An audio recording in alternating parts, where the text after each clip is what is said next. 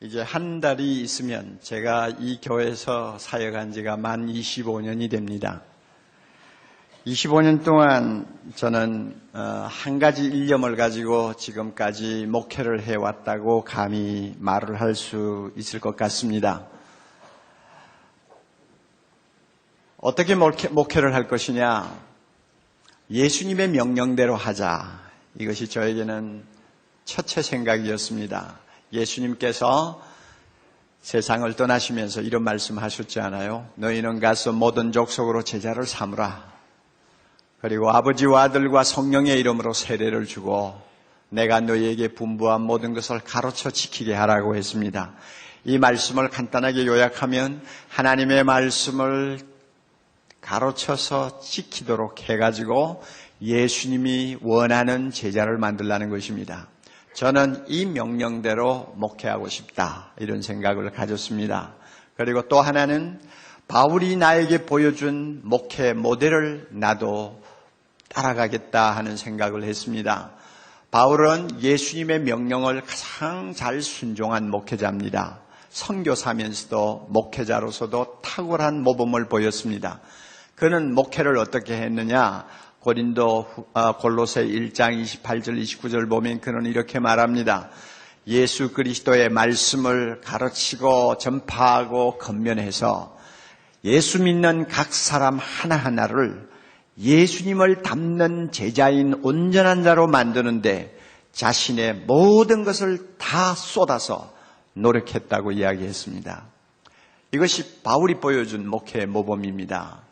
예수님의 명령을 가장 잘 순종하는 모습을 바울이 보여주었어요. 그래서 저도 바울처럼 목회하고 싶다. 그래서 예수님의 명령을 쫓아 바울이 보여준 목회 모범을 나도 그대로 받아들여서 사랑의 교회를 목회하고 싶다. 이런 생각을 해왔습니다.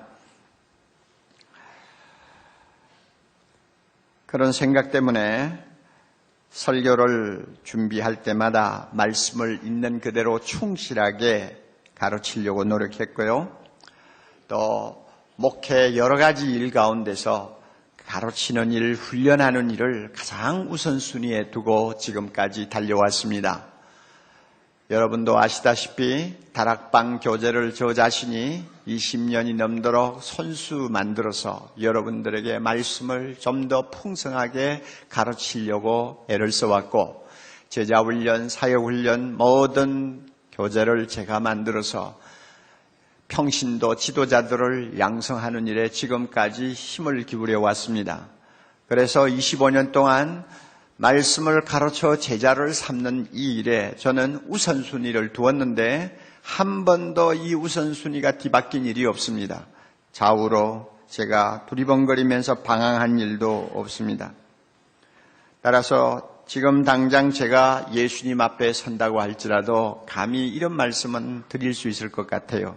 주님, 제가 부족한 종이지만 가르쳐 지키게 하라고 제자 만들라고 주님 명령하신 것 하여튼 최선을 다해서 순종해 보려고 애를 썼습니다. 이런 말씀 한마디는 제가 드릴 것 같아요.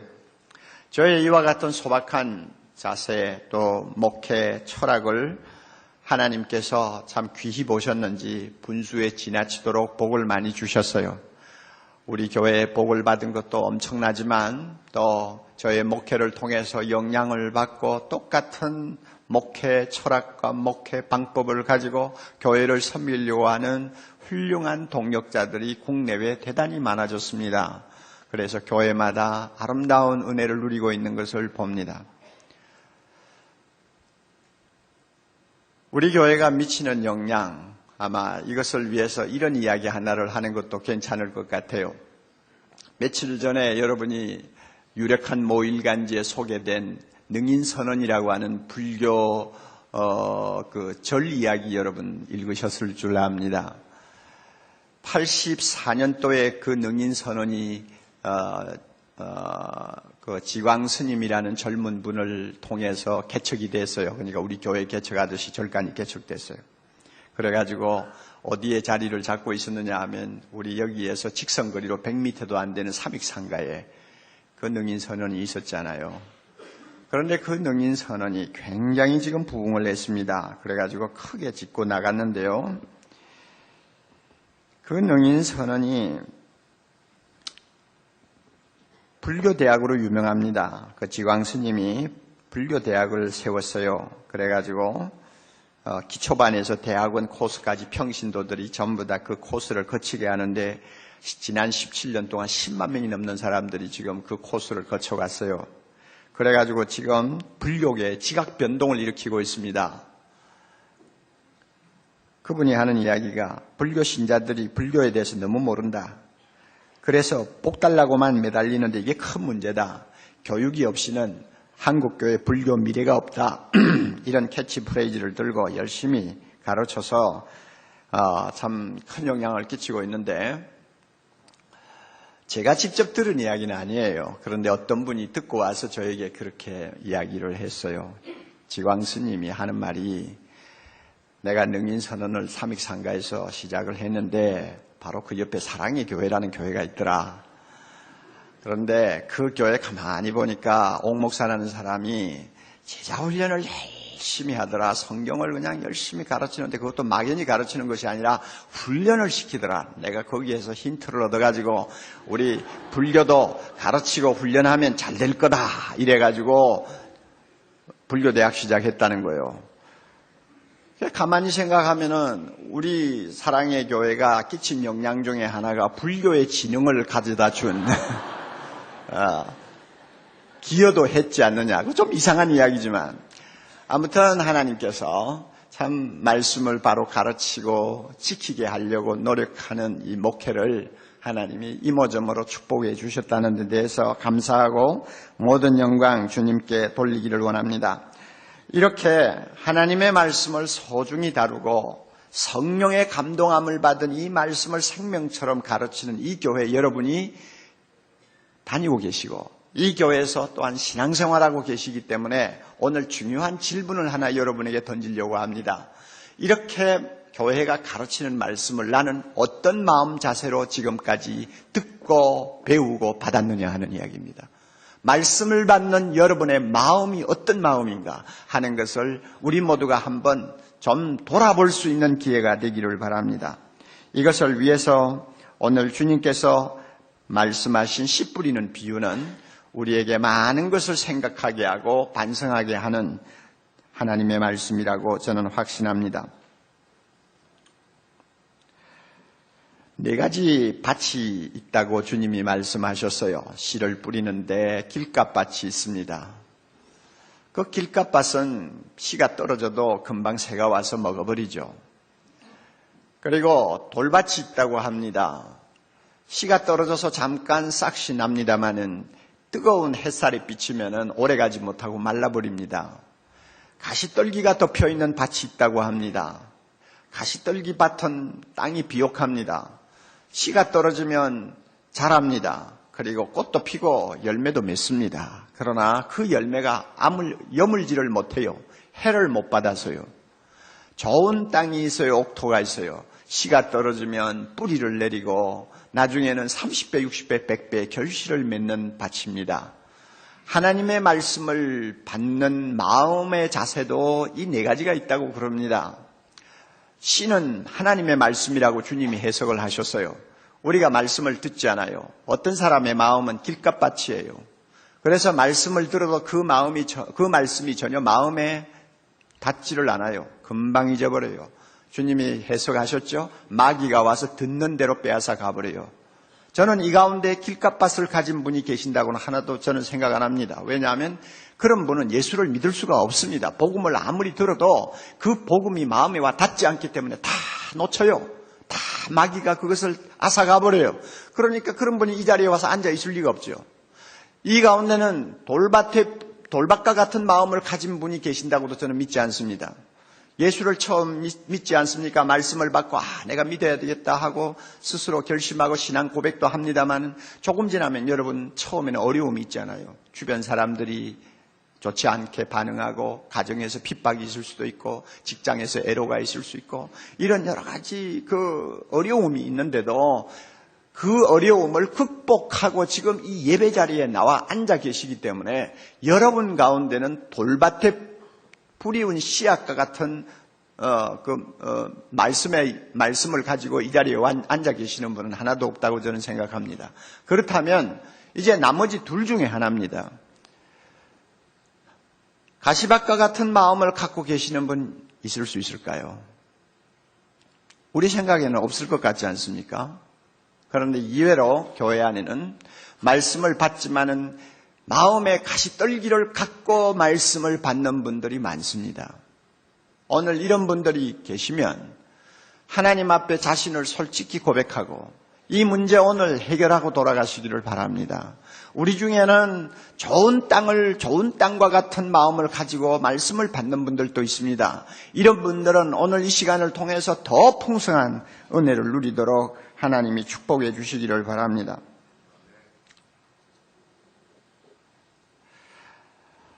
마음에 가시떨기가 있어요. 왜 있을까요? 이미 예수를 믿지 않습니까? 이미 성령 모시고 사는 사람입니다. 믿습니까, 여러분? 이는 이미 하나님의 말씀을 아멘 아멘 하고 믿으면서 받는 사람들입니다. 그럼에도 불구하고 마음에 가시떨기가 있어요. 왜 이럴까요? 한마디로 허용하기 때문에 그렇습니다. 가시떨기를 그대로 남겨놓아요. 없애려는 생각을 안 하세요. 그것 때문에 회개하고 하나님 앞에 은혜를 구하고 그 가시떨기가 뿌리채 뽑히도록 뽑아서 내버리려고 몸부림을 치지 않고 그대로 내버려 두어요. 저는 농사 짓는 아버지를 모시고 있었기 때문에 잘 알아요. 여러분 옛날에 우리가 가난할 때는 저 산비탈에 손바닥만한 어떤 땅만 있어도 그것을 그저 개간해가지고 밭을 만들어서 무엇을 뿌려가지고라도 농사를 지어가지고 먹고 살려고 애를 쓰지 않았습니까? 그 땅을 개간합니다. 개간해서 밭을 만들어요. 그런데 나중에 가서 보니까 가시나무가 자랍니다. 농부가 그것을 보고 그대로 두겠습니까? 안 두겠습니까? 대답하세요. 두겠어요? 안 두겠어요? 밭을 개간해놨는데 가시가 자라고 있어요. 가만히 두겠어요? 안 두겠어요? 안 두지요. 반드시 가서 괭이를 가지고 찍어서 뽑아내버리죠. 그 다음에 가서 또 자세히 봅니다. 그런데 저 가시가 또 자라고 있습니다. 가만히 안 둡니다. 한 번이든 10번이든 가시가 자라는 것 보면 농부는 절대 그것을 그대로 내버려 두지 않습니다. 왜냐하면 그거 내버려 두면 나중에는 온 밭에 가시가 퍼져서 농사를 지을 수가 없으니까 어떻게 하든지 가시는 제거시킵니다. 오늘 여러분 우리가 하나님의 자녀로 중생받고 하나님의 백성으로 세상을 살려고 하면서 내 마음에 가시가 보이면 즉시 회개하고 그것을 뽑아야 되는데 뽑지 않고 내버려 두어요. 많은 분들이 그대로 내버려 두어요. 그리고 그것을 그대로 끌어안은 채 하나님의 말씀을 들어요, 설교 들어요, 배워요, 공부해요. 그러나 결과는 뭡니까? 신통치 않다 그 말입니다. 그 말씀을 통해 은혜 받는 것도 그렇게 많지 않고 그 말씀이 내 인격과 삶을 바꾸고 변화시키지도 못하고 그 말씀을 통해서 내가 하나님의 자녀로서 누리는 아름다운 행복을 맛보지를 못해요. 왜? 가시가 있으니까. 그래서 말씀을 막 짓누르고 그 말씀이 내 안에서 역사하지 못하도록 막으니까 안 되는 거예요. 주님께서 이 가시를 무엇이라고 해석을 했습니까? 14절 봅니다. 이 가시를 뭐라고 해석을 했나요? 자, 우리 봅니다. 14절 같이 읽을까요? 가시떨기에 떨어졌다는 것은 말씀을 들은 자니 지내는 중에 이생의 염려와 재리와 일락의 기운이 막혀 온전히 결실치 못하는 자요. 자, 가시가 뭐냐? 가시를 주님께서 세 가지로 설명을 하셨어요. 첫째는 이생의 염려, 세상의 염려. 뭘 먹고 살까? 앞으로 어떻게 살까? 내일이면 또 무슨 일이 터질까? 오만 가지 염려를 가지고 고심하는 마음을 일컬어서 마음에 가시를 갖고 있는 사람, 가시떨기를 갖고 있는 사람이라고 말씀합니다. 그리고 두 번째는 재리입니다. 재리의 욕심, 즉 재물에 대한 탐욕입니다. 이 재물에 대한 탐욕이 마음에 있어요. 그래서 이게 문제가 되는 거예요. 세 번째로는 일락입니다. 그저 즐겁게 살자. 그저 세상 사는 재미로, 세상 사는 목적이 재미있게 사는 거예요. 그래서 그저 잘 먹고 그저 재밌게 지나고 그저 하루하루 그냥 즐기는 것, 이것이 인생의 목적이 된 사람이에요. 이런 마음을 갖고 살아요. 하나님의 영광을 위해서 고생할 생각은 안 해요. 그래서 재미있게 행복하게 살고자 하는 쾌락주의자입니다. 이런 마음을 가진 사람을 일컬어서 가시떨기가 그 마음에 있다고 이야기합니다. 그런데 주님께서 세 가지를 말씀하셨다고 해서 내 마음에 있는 가시가 이 세 가지뿐이다 이렇게 해석하면 안 됩니다. 가장 중요한 것 세 가지를 말씀한 것뿐이에요. 다른 것도 얼마든지 있어요. 교만도 있을 수 있고요, 완악함도 있을 수 있고요, 음란도 있을 수 있고요, 게으름도, 고집도 여러 가지가 다 있을 수 있어요. 그러나 이 세 가지가 대표적이라고 주님이 말씀합니다. 이런 세 가지는요, 말씀을 저항하는 저항 세력입니다. 말씀과 충돌하는 악한 심성입니다. 말씀에 대해 항상 부정적인 반응을 보이는 육적인 것들입니다. 이런 것들이 내 마음에 있는 거예요. 왜 있습니까? 우리가 허용을 하니까 있는 거예요. 내버려 두니까 있는 거예요. 잘 들으세요. 여러분, 이거는 진리입니다. 내버려 두니까 있는 거지. 밭을 개간하는 농부처럼 눈에 보이는 대로 뽑아내려고 작정을 하면 절대 내 마음속에 있을 수가 없어요. 그러나 내버려 두는 거예요.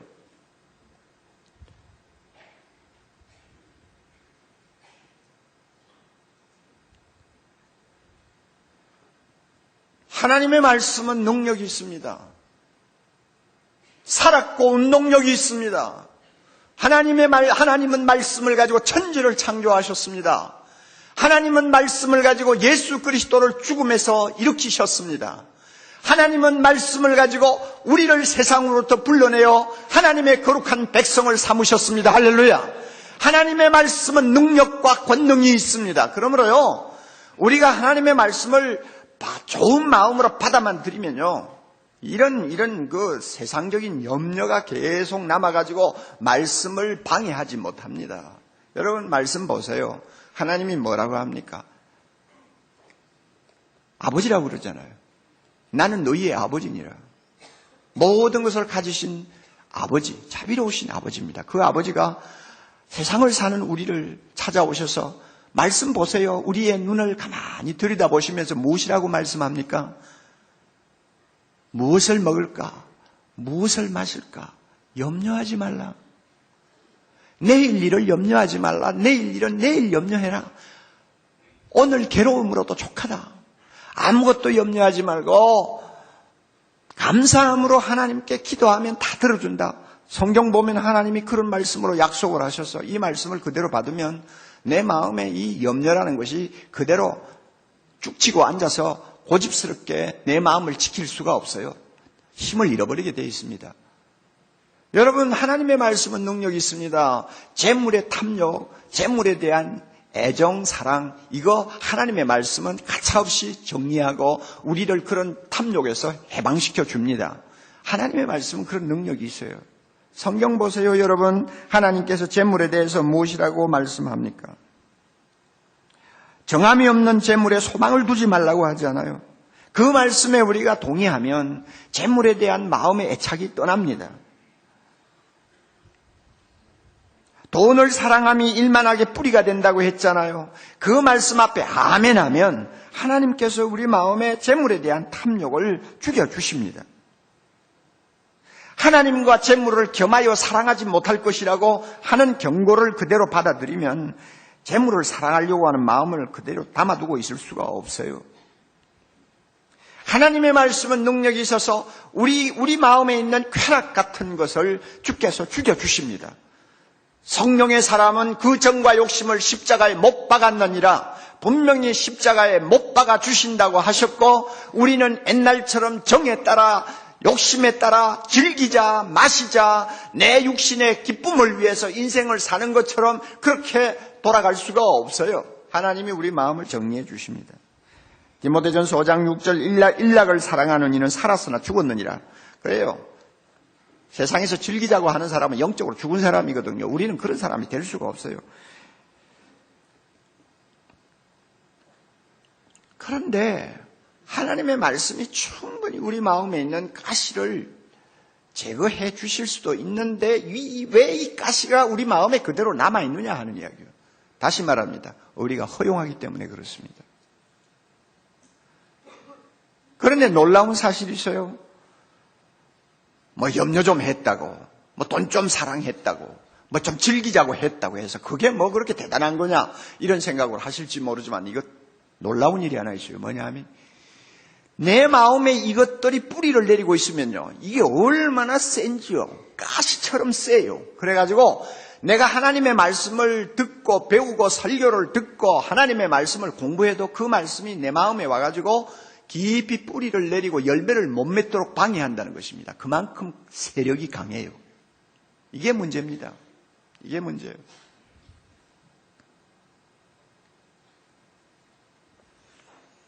여러분 열심히 설교 듣고 열심히 성경을 읽지만은 여러분에게 참 감격스러운 어떤 변화나 또 어떤 삶의 열매가 잘 보이지 않는 이유가 뭔가 스스로 잘 반성해 보세요. 내 마음에 있는 가시와 같은 나쁜 것들이 말씀을 저항하고 있는 것입니다. 들은 말씀이 열매를 맺지 못하도록 그 말씀의 생명을 조이고 있는 것입니다. 그러면 우리 이 자리에서 한 가지 생각합시다. 왜 이렇게 좋지 못한 것을 우리 마음속에 계속 허용하고 있을까? 말씀을 들으면서 배우면서도 왜 이걸 갖다가 캐내버리고 싶지 않고 그대로 허용하고 있을까? 그것은 제가 볼 때요, 우리가 하나님의 말씀이 갖는 권위를 전적으로 인정하지 않는 교만 때문인 것 같아요. 하나님의 말씀이 무조건 복종해야 될 권위를 가진 절대절명의 말씀이라고 받아들이면 우리가 그렇게 가만히 있을 수가 없죠. 우리 마음에 있는 좋지 못한 거 그대로 두고 말씀을 배우고 뭐 듣고 그럴 수가 없죠. 그런데 이 하나님의 말씀이 갖는 권위를 우리가 전적으로 신뢰하지 못하는 불신이 우리 마음속에 남아있는 것 같습니다. 이것은 심각한 문제입니다. 여러분, 하나님은 독특한 권위를 갖고 계십니다. 그는 창조자이기 때문입니다. 그는 구원자이기 때문입니다. 하나님은 어떤 다른 존재가 존재하기 전에 존재하시는 분입니다. 그래서 그는 여호와라고 합니다. 스스로 존재하는 분이라고 말씀합니다. 그러므로 자신 안에 존재의 능력을 가지고 계시는 유일한 분입니다. 이런 자존하시는 존재 앞에 모든 피조물은 무조건 복종해야 될 의무가 있습니다. 그만큼 절대 권위를 가지신 분이 하나님이에요. 뿐만 아니라 하나님은 그가 하시는 일을 통해서 우리에게 절대적인 권위를 보여주십니다. 그분은 천지를 창조하시고 통치하고 계십니다. 그분은 죄로부터 오염된 인간을 구원하실 뿐만 아니라 만물을 구원하고 계십니다. 그리고 그분은 우리의 생명을 계속 공급해 주시고 돌보시고 필요한 것들을 허락하십니다. 온 우주 가운데서 하나님만큼 존귀하시고 높으신 분이 없습니다. 그가 하시는 영광스러운 일은 세세무궁토록 찬양과 경배와 영광을 받으실 것입니다. 할렐루야. 이런 절대적인 권위를 가지신 하나님이 자기가 하는 말씀을 담은 것이 무엇이냐 하면 성경이라고 말이에요. 그러므로 하나님의 권위가 바로 성경 말씀에 그대로 이전된 것입니다. 하나님의 권위가 바로 성경의 권위가 된 것입니다. 그러므로 하나님이 말씀하시기를 하고 말씀한 것은 성경에 기록된 말씀하시기를 하고 동일합니다. 성경에 기록되었을 때 하는 말씀은 하나님이 말씀하시기를 하는 것과 동일합니다. 그래서 하나님의 권위와 성경의 권위는 따로 떼어놓고 생각할 수가 없습니다. 이런 권위를 가지고 하나님은 성경을 우리에게 들려주시고 말씀합니다. 이것을 믿어라. 이렇게 살라. 무조건 우리에게 가르쳐 주십니다. 사람은 여기에 주석을 달 자격이 없어요. 우리는 여기에 대해서 가타부타 어떤 이야기를 할 권리가 없어요. 하나님의 말씀 앞에는 무조건 복종해야 합니다. 따라서 유명한 종교개혁자 칼빈이 말한 것처럼 우리는 하나님을 경외하듯이 성경을 경외해야 합니다. 믿습니까, 여러분? 하나님을 경외하듯이 성경을 경외해야 합니다. 이것이 성경의 권위요. 하나님의 권위입니다. 이 권위를 여러분이 전적으로 그대로 믿고 받아들인다면 하나님의 말씀을 거역하고 하나님의 말씀과 충돌하는 가시 같은 것들을 내 마음에 그대로 두고 있을 수 있을까요? 금식을 하고 회개해서라도 이런 마음이, 이런 나쁜 것들이 없어지도록 하지, 하나님의 말씀의 권위를 인정하지 않기 때문에 염려하지 말라고 해도 염려하고 있고, 재물을 사랑하지 말라고 해도 계속 사랑하고 있고, 쾌락을 따라가지 말라고 하는데도 쾌락을 추구하고 있는 이런 가시 같은 것을 내 마음에 그대로 놓고 말씀 듣고 배우고 훈련 받는다 그 말이에요. 안 되지 않습니까? 이게 문제예요.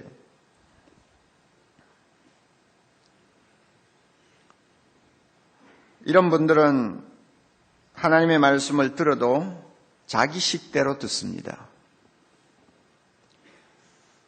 이해하시겠어요? 여러분 얼굴이 오늘 많이 굳어 있는데 아마 좀 마음이 좀 찔리는 데가 있는 것 같습니다. 그래요. 저도 찔리고 여러분도 찔리고 다 찔려요. 그런데 보세요.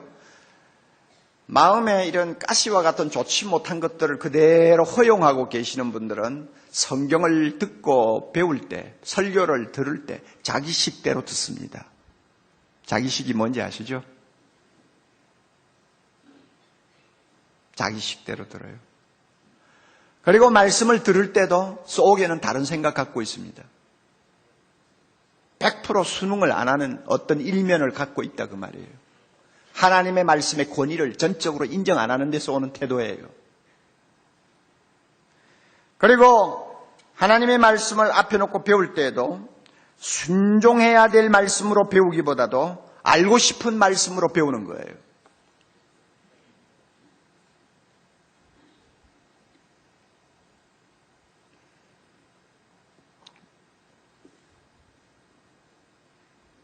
지난 20년이 넘도록 사랑의 교회에서 열심히 말씀 듣고 다락방에서 공부하고 또 어떤 때는 제자 훈련도 하면서도 참 바람직한 어떤 변화와 열매가 보이지 않는 분들이 꽤 많았거든요. 그 이유가 뭘까요? 그럼에도 불구하고 교회는 지금 다니고 계세요.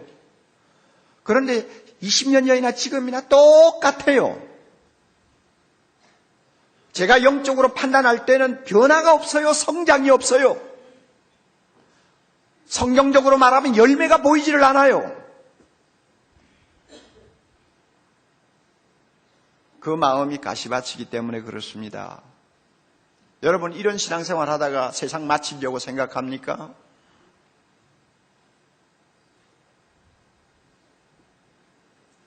자, 그러면 이렇게 마음에 가시밭을 갖고 있는 사람이 구원을 받을 수 있을까? 이런 질문을 던지게 됩니다. 말씀을 연구하는 학자들은 두 편으로 나누어져요. 이런 사람 구원받을 수 있을까?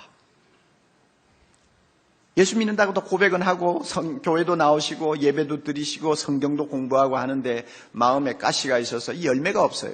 자, 이런 분 구원받을 수 있습니까? 없습니까? 자, 우리 성가대 대원들 오늘 찬양 참 은혜스럽게 해주셨는데 눈을 보니까 여기도 가시밭이 좀 있는 것 같아요. 자, 이런 분들 구원받을 수 있을까요? 없을까요? 어떤 학자는 말합니다. 절대 구원받을 수가 없다고 그럽니다. 왜냐하면 주님이 말씀하시기를 입으로 주여 주여 하는 자마다 절대 천국에 들어갈 수가 없고 그 사람의 모든 것은 그 열매로 알리라. 그러므로 열매가 없는데 순종을 안 하는데 어떻게 그가 구원받을 수 있겠느냐 이렇게 극단적으로 해석을 합니다. 또 다른 학자들은 이렇게 말합니다.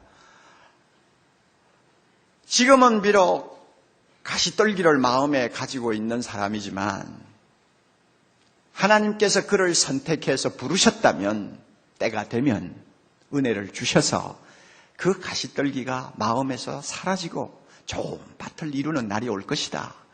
그렇게 되면 하나님이 기뻐하는 아름다운 자녀가 될 테니까 반드시 구원이 있다. 이렇게 해석합니다.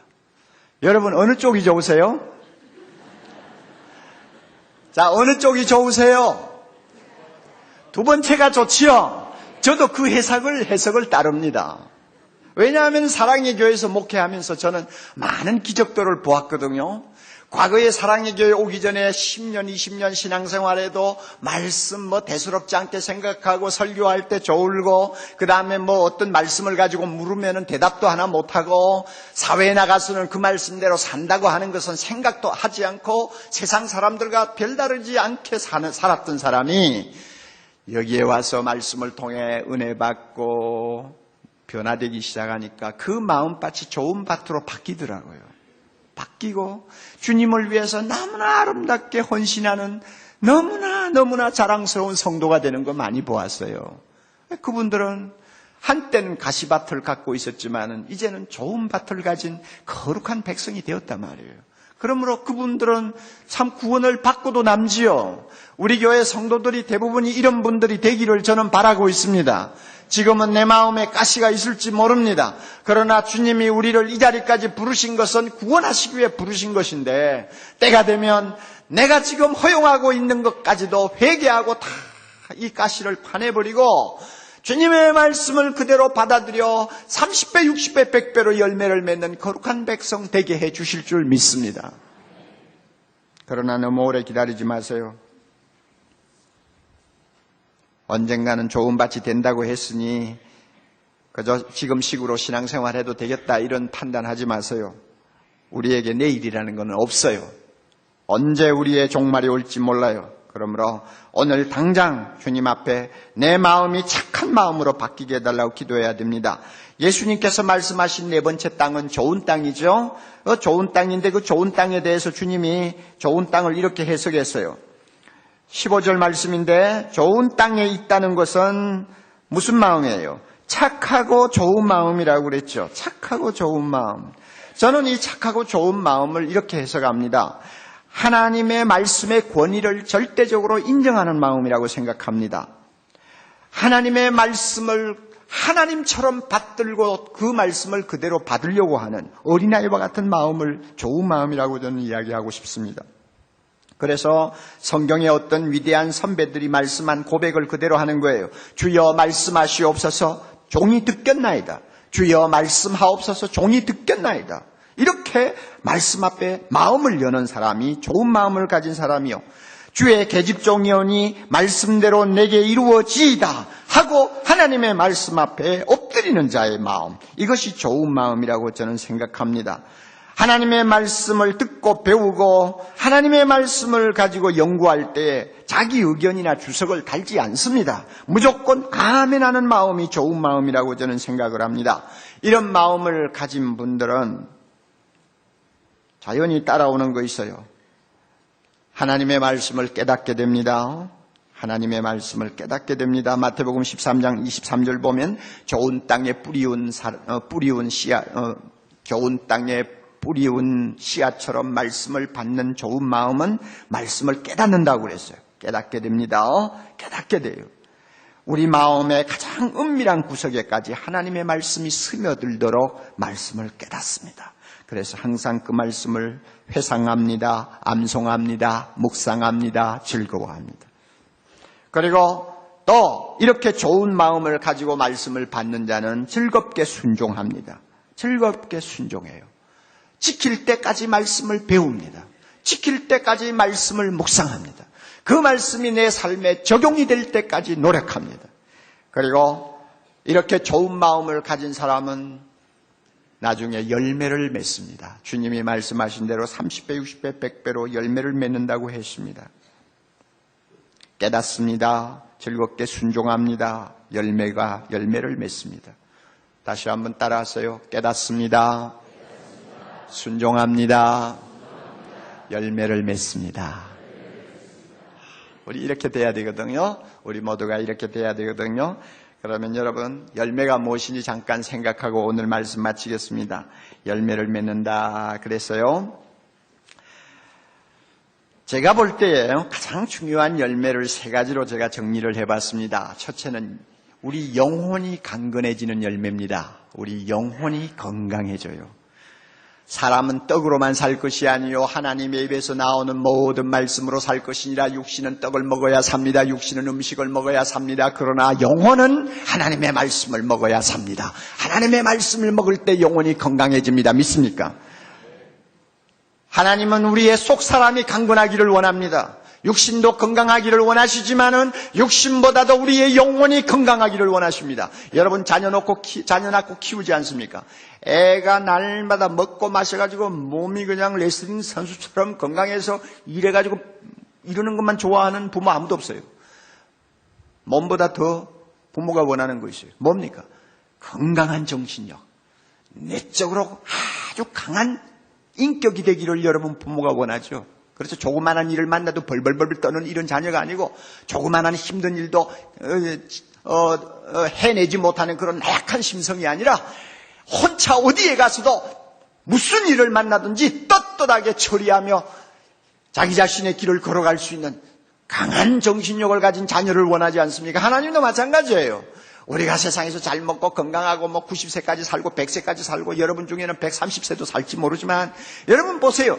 그렇게 사는 것만 가지고 하나님이 원하시는 거 아니에요. 하나님이 진짜 원하시는 것은 우리의 속사람, 우리의 영혼이 건강해지기를 원하십니다. 건강하기를 원합니다. 그래서 그 건강한 영혼을 가지고 우리가 하나님 앞에 영광을 돌리기를 원하신다고 말이에요. 영혼이 건강하지 못하면 우리는 비정상적으로 생활할 수밖에 없습니다. 온갖 유혹의 소리에 우리 영혼을 더럽힐 수 있습니다. 죄를 이길 수가 없습니다. 영혼이 병들면 세상에 나가서 하나님의 자녀다움을 보여줄 수가 없습니다. 모든 것이 비정상이 되고 말아요. 하나님의 말씀을 우리가 받아들이고 그 말씀을 깨닫고 순종하면 내 영혼이 건강해지는 축복을 누립니다. 그럴 때 우리는 정상적인 사람이 될 수 있어요. 얼마 전에 저는 참 특이한 책을 한 권 읽었습니다.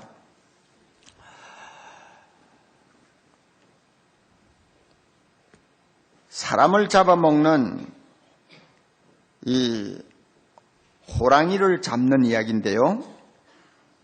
목사가 무슨 그런 책을 읽고 있나 이렇게 생각하실지 모르지만 참 제가 읽으면서 참 여러 가지를 생각하는 것이 많았어요. 흥미있는 책이었어요. 짐 코벳이라고 하는 사람이 쓴 글인데요. 그는 인도 북부 히말라야 지방에서 태어난 사람이고 뛰어난 직감과 탁월한 사격수를 가진 명포수였습니다.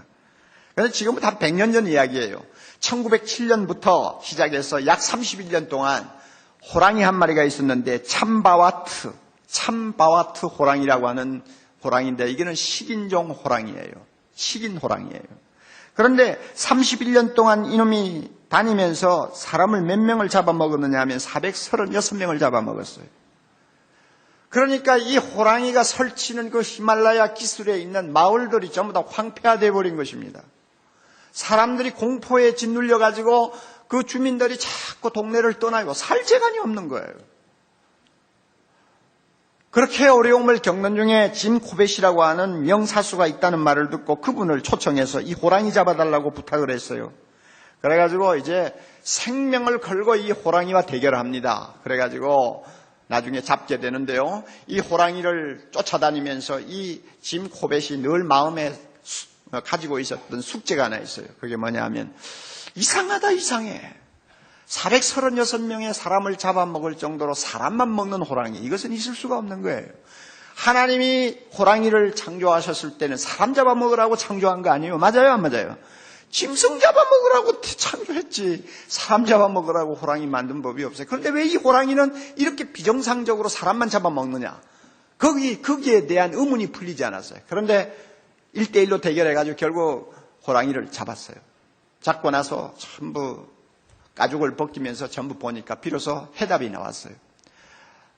호랑이는 송곳니가 4개가 있잖아요. 아래 위로. 그것 때문에 이제 사냥을 하거든요. 그런데 이 호랑이를 잡고 보니까 오른쪽에 있는 송곳니 2개가, 아래 위 2개가 전부 없어져 버렸어요. 아마 사냥꾼이 쏜 총탄이 비껴가면서 송곳니를 전부 다 잘라버렸나 봐요. 그래가지고 위쪽은 하나도 안 남아있고 아래쪽은 반쯤 남아있고. 그래서 비로소 알았어요. 이놈이 이것 때문에 사람만 잡아먹었구나. 그렇잖아요. 송곳니가 없는데 어떻게 돼지를 잡습니까? 송곳니가 없는데 어떻게 노루를 잡습니까? 그렇잖아요. 잡을 수가 없잖아요. 잡았다고 해도 다 놓치죠. 먹을 수도 없죠. 그러니까 이놈은 배가 고프고 하니까 이제 어떻게 하겠어? 밭에서 김 매는 아주머니 가만히 쳐다보다가 살금살금 가가지고 막 덥석 물으면 그거는 송곳니가 없어도 얼마든지 물고 갈 수 있거든요. 그러니까 이놈이 이제 사람만 잡아먹은 거예요. 그러니까 호랑이로서는 비정상이죠. 비정상이라도 한참 비정상이죠. 오늘 우리가 이건 영적 교훈이 있는 거예요. 우리가 영혼이 건강하지 못하면 우리는 비정상으로 살 수밖에 없어요. 하나님의 자녀가 사는 삶이 따로 있잖아요. 그런데 내 영혼이 말씀을 먹으면서 건강해지지 못하면 결국은 비정상으로 살 수밖에 없습니다. 하나님의 말씀을 여러분 기쁨으로 받아들이고 그 말씀을 묵상하고 그 말씀을 순종할 때 내 영혼이 강건해지는다는 사실을 꼭 믿으시기를 바랍니다. 그리고 또 어떤 열매가 있느냐? 하나님의 인도하심을 늘 받는 열매가 있습니다. 우리가 세상을 살 때 참 혼자 걸어갈 수 없는 길들이 많이 있잖아요. 어디를 가야 할지, 무엇을 하고 살아야 할지, 내 인생의 목표가 어디에 있는지 이런 것들을 제대로 알지 못해서 그저 오늘 내일 죽지 못해 사는 그런 초라한 모습을 보일 때가 많잖아요. 그러나 여러분, 하나님의 말씀을 깨닫고 그 말씀을 마음에 담고 순종하기를 원하는 사람은 하나님께서 인생 길을 인도하십니다. 할렐루야. 보세요. 시편 119편 105절 보면 주의 말씀은 내 발의 등이요 내 길의 빛이니이다. 내가 걸어가는 길을 밝혀주는 등불이 되고 빛이 된다고 했습니다. 하나님은 주님의 말씀을 가지고 우리의 길을 인도해 주십니다. 끝으로 우리가 어떤 열매를 맺을 수 있느냐? 하나님이 원하시는 온전한 사람이 될 수 있습니다. 온전한 사람. 우리 하나님은 우리를 향해서 소원을 갖고 계시는데 그 소원이 뭐냐면 예수님을 닮은 온전한 자가 되는 것입니다. 이 일을 위해서 하나님께서 우리에게 성경 말씀을 주셨다고 디모데후서 3장 16절 17절에 말씀하셨어요. 우리가 하나님의 말씀을 앞에 놓고 성령의 감동을 받은 이 말씀 앞에서 교훈을 받고 책망을 받고 바르게 함을 받고 의로 교육함을 받으면 우리의 인격이 예수님을 닮은 온전한 자로 바뀌어지고 우리의 삶이 예수님을 쫓아가는 온전한 자의 삶으로 바뀐다고 분명히 말씀하셨습니다. 이것을 위해서 주님이 우리 손에 말씀을 들려놓았습니다. 그러므로 하나님의 말씀을 참으로 그 놀라운 말씀의 권위를 그대로 인정하면서 그 말씀을 듣고 배우고 그래서 깨닫고 순종하는 사람에게는 나도 모르게 내 인격이 주님을 계속 닮아가는 아름다운 축복을 누리게 됩니다. 10년 믿고 20년 믿으면 점점 나도 모르게 나의 생각과 나의 감성과 나의 모든 삶의 목표가 예수님이 기뻐하는 방향으로 계속 나아가게 됩니다. 이게 완전한 자거든요. 이게 거룩이거든요. 이것이 성화거든요. 하나님이 이것을 원하십니다. 그래서 이 세상에 살 때부터 하나님의 말씀을 통해서 우리의 인격과 삶이 주님을 닮아 영광에서 영광으로 계속 발전하면 나중에 우리가 주님 앞에 설 때 흠과 티가 없는 하나님의 자녀, 예수님의 모습을 그대로 닮은 거룩한 자녀로서 서게 됩니다. 이것을 위해서 하나님이 우리에게 말씀을 주셨어요. 사랑하는 형제자매 여러분, 열매를 맺는 좋은 밭을 우리 마음에 가지고 있어서 하나님의 말씀이 항상 우리 안에서 열매를 맺도록 노력합시다. 가시를 허용하지 마세요. 가시를 허용하지 마세요. 염려가 마음을 차지하도록 내버려 두지 마세요. 재리의 욕심이 내 마음을 소유하지 못하도록 하세요. 쾌락의 뿌리가 내 마음에 내리지 못하도록 하세요.